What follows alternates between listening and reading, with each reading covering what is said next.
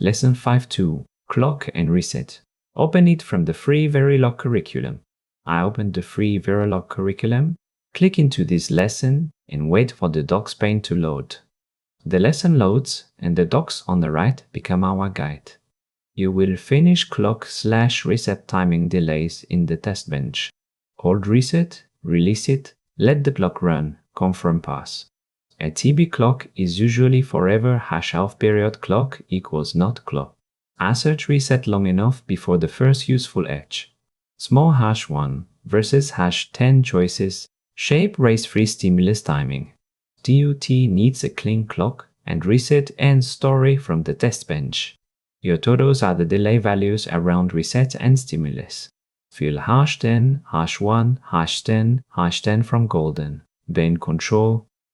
Those edits are in. Next we open simulation, press run, and check the log for pass. Open simulation and press run. The log shows the reset sequence and pass.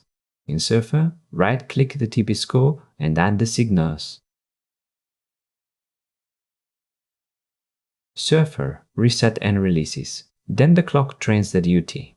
Yosys shows the sequential cells that depend on clock and reset and open the circuit schematic to see the synthesized netlist.